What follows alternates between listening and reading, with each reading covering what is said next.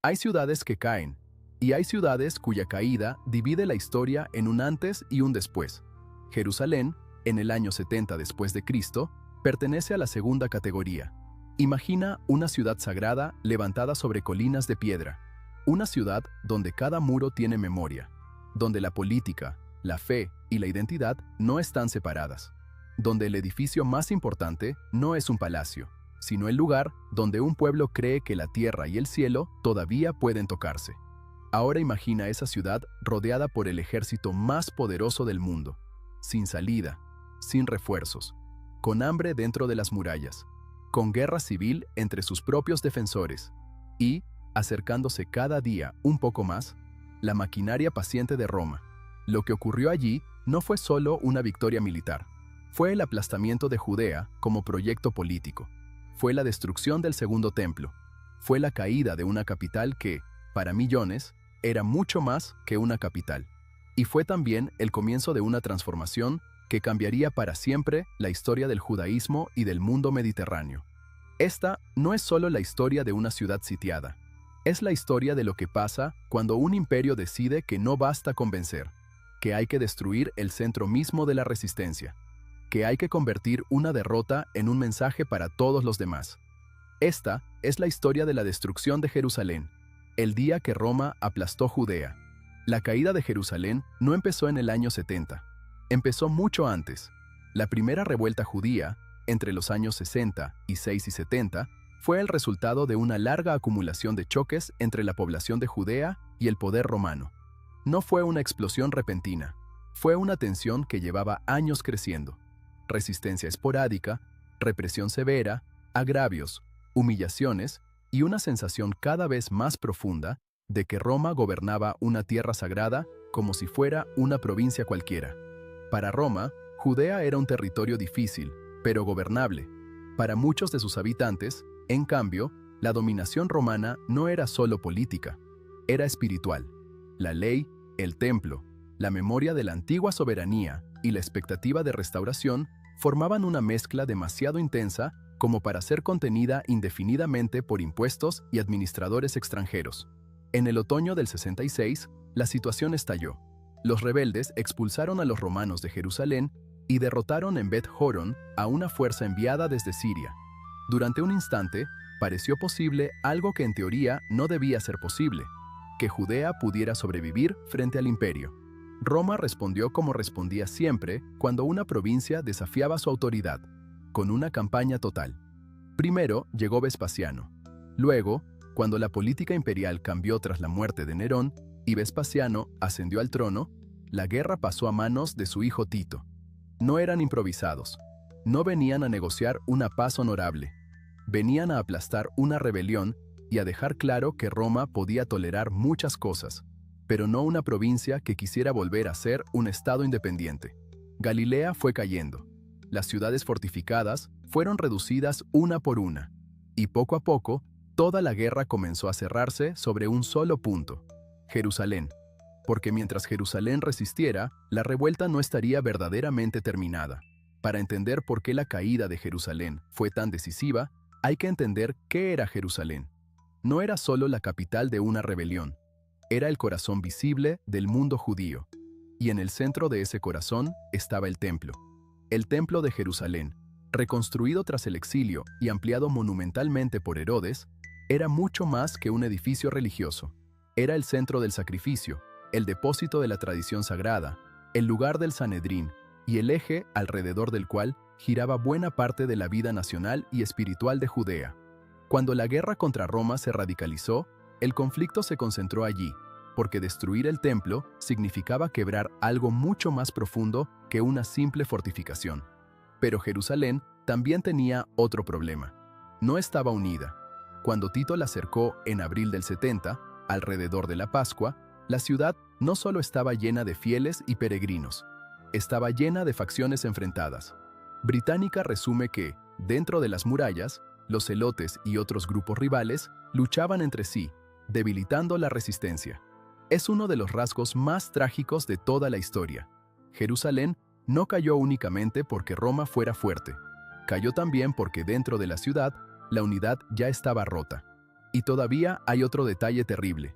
Como el asedio coincidió con la Pascua, los romanos permitieron que muchos peregrinos entraran en Jerusalén, pero no los dejaron salir. Eso aumentó la población atrapada dentro y aceleró el agotamiento de alimentos y agua. La ciudad sagrada se convirtió, casi desde el principio, en una trampa. Imagina el ambiente. Miles y miles de personas dentro de las murallas. Miedo, facciones armadas, rumores, fanatismo, esperanza, pánico. Y fuera, campamentos romanos creciendo cada día como si la ciudad ya estuviera viendo la forma de su propia tumba. Tito no llegó a Jerusalén como un conquistador teatral. Llegó como un comandante romano. Eso significa disciplina, cálculo y paciencia. El asedio empezó en la primavera del año 70, y la situación se volvió cada vez más asfixiante. Roma no necesitaba precipitarse. Sabía que el tiempo trabajaba a su favor. Cada día que pasaba debilitaba a la ciudad. Cada división interna dentro de Jerusalén le ahorraba esfuerzo a los atacantes. Cada peregrino atrapado hacía más difícil sostener la resistencia. Y, mientras tanto, Roma construía terraplenes, líneas de presión, posiciones de asalto, toda la lógica de una maquinaria militar que no combate solo con espadas, sino con ingeniería, organización y agotamiento sistemático del enemigo. Dentro de la ciudad, la situación se degradaba. No tenemos un registro neutro y completo de cada jornada. Dependemos en gran parte de Flavio Josefo, que es nuestra fuente principal para la guerra y el asedio. Y Josefo no es una figura sencilla. Había sido comandante judío en Galilea. Fue capturado por los romanos y después escribió bajo patronazgo Flavio. Eso no invalida su testimonio, pero obliga a leerlo con conciencia de que está narrando una tragedia en la que él mismo cambió de lado y sobrevivió. Aún con esa cautela, el cuadro general es claro. Jerusalén se consumía desde dentro y se cerraba desde fuera. Roma avanzaba de forma metódica. Las defensas retrocedían, la presión aumentaba, y la ciudad, que para muchos había sido el centro del mundo, empezaba a descubrir la posibilidad insoportable de que ese mundo pudiera terminar. Aquí está una de las claves del video. La destrucción de Jerusalén no fue solo una operación militar exitosa, fue un mensaje imperial.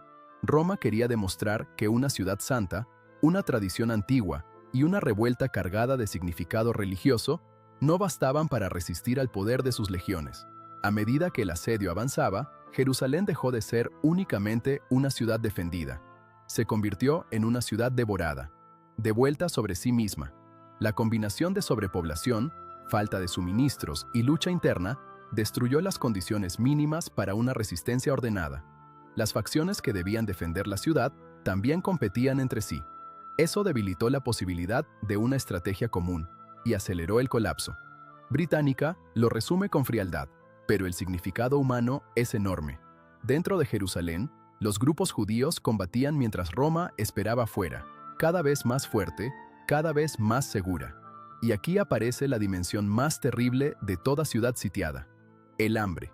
La escasez no solo debilita el cuerpo, rompe la moral, aumenta el miedo, convierte la esperanza en desesperación violenta, hace que cada decisión parezca la última. Imagina vivir esos días sabiendo que el enemigo no necesita entrar todavía, que basta con mirar desde las murallas y ver que sigue ahí, que cada jornada hace más probable el final, que el templo todavía está en pie, sí, pero rodeado por una ciudad que se vacía por dentro. Y aún así, para muchos, la resistencia tenía un sentido absoluto, porque si Jerusalén caía, no caía solo una plaza fuerte. Caía el lugar donde el pueblo se encontraba con Dios. Caía el centro del sacrificio. Caía el símbolo de continuidad entre la historia sagrada y la historia presente. Por eso, esta historia no puede contarse como un simple episodio bélico. El asedio de Jerusalén fue también una crisis de significado. ¿Qué se defiende cuando ya casi no queda comida? ¿Qué se protege cuando la ciudad se rompe por dentro? ¿Qué significa seguir luchando si el corazón mismo de tu mundo está a punto de ser alcanzado por Roma? Eso es lo que vuelve esta historia tan devastadora. No se trata solo de derrota militar. Se trata de ver cómo una comunidad entera contempla, día tras día, la posibilidad de que el centro de su universo desaparezca ante sus ojos. Y entonces llegó el final. En el verano del 70, las defensas de Jerusalén fueron cediendo. Roma penetró cada vez más en la ciudad, y el conflicto se concentró finalmente en el templo. La tradición histórica más extendida sitúa la destrucción del templo en el 9 de octubre de Ab del año 70. Británica resume que la revuelta comenzó en 66 y terminó concentrándose en el templo, cuya destrucción marcó el desenlace del conflicto. No fue solo la caída de un edificio, fue el incendio del centro visible de la vida judía. Aquí conviene detenerse, porque todos sabemos lo que significa que una ciudad sea tomada, pero no siempre comprendemos lo que significa que arda el lugar que sostiene la relación entre un pueblo y su Dios. El templo no era una metáfora, era un lugar real, concreto, cargado de función, memoria y presencia. Y Roma lo convirtió en cenizas. Después vino la caída completa de la ciudad. Jerusalén fue, en palabras de Británica, casi totalmente destruida por las fuerzas romanas bajo Tito. Los resistentes fueron muertos, esclavizados o dispersados. La ciudad que había sido el corazón político y espiritual de Judea quedó reducida a ruinas.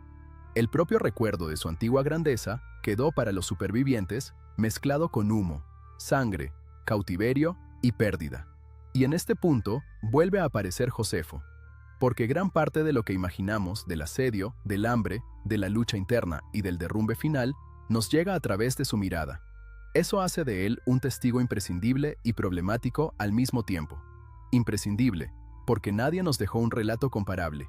Problemático, porque escribe después, desde la órbita de Roma, y porque toda memoria de una catástrofe también organiza el sentido de esa catástrofe.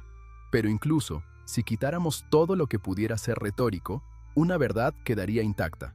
En el año 70, Roma destruyó Jerusalén, y con ella aplastó el proyecto político de Judea.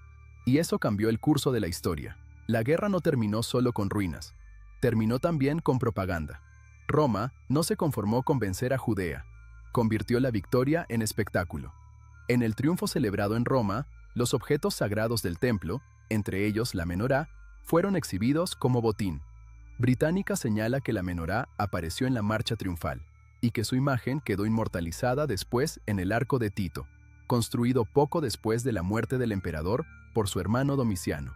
Aquel arco sigue mostrando a soldados romanos llevando los tesoros del templo como prueba de que el poder de Judea había sido quebrado y absorbido por el imperio. Ese detalle importa muchísimo, porque la destrucción de Jerusalén no fue solo un episodio militar local, fue incorporada al lenguaje monumental de Roma. La ciudad vencida pasó a formar parte de la gloria imperial. La ruina de Judea se convirtió en arte político romano. Pero la historia no termina ahí, porque la destrucción del templo también obligó a una transformación interna del judaísmo. Sin sacrificio en Jerusalén, sin centro cultural operativo, la continuidad religiosa tuvo que apoyarse cada vez más en la ley, la oración, el estudio y la comunidad. Británica describe el judaísmo rabínico precisamente como la forma normativa que se desarrolló después de la caída del templo en el año 70.